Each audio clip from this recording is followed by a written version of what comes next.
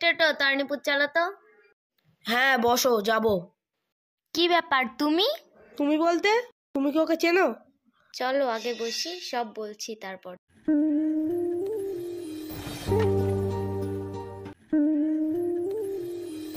চেনো মানে? কে হয় তোমার? ও আমার এক্স ছিল, 1 নম্বরের ভিকিরি। 2 বছরের রিলেশন ছিল, কিচ্ছু দিতে পারি না আমাকে। মানুষকে এভাবে বলতে নেই। মানুষের জীবনে কত কেউ আসে, আবার এভাবেই চলে যায়।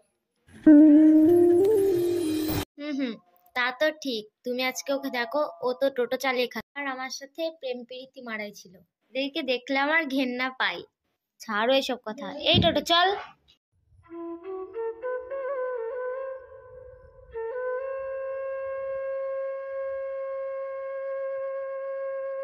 এই কি দেখছিস?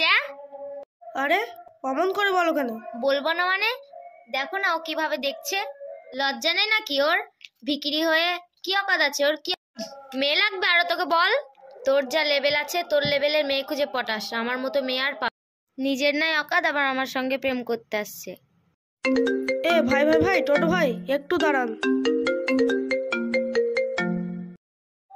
হ্যালো, হ্যাঁ কি বলছো? কি হয়েছে? দাঁড়াও দাঁড়াও, আমি এক্ষুনি। দাঁড়াও রিপন, দাঁড়াও, আমাকে ছেড়ে যেও না।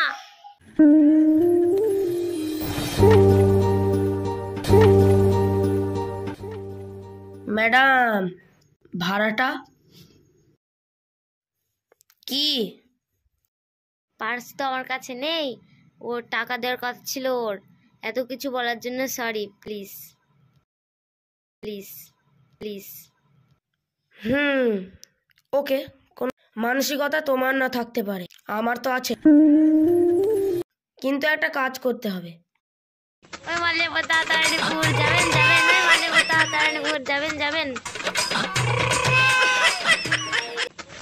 ওই দাদা, আপনি যাবেন?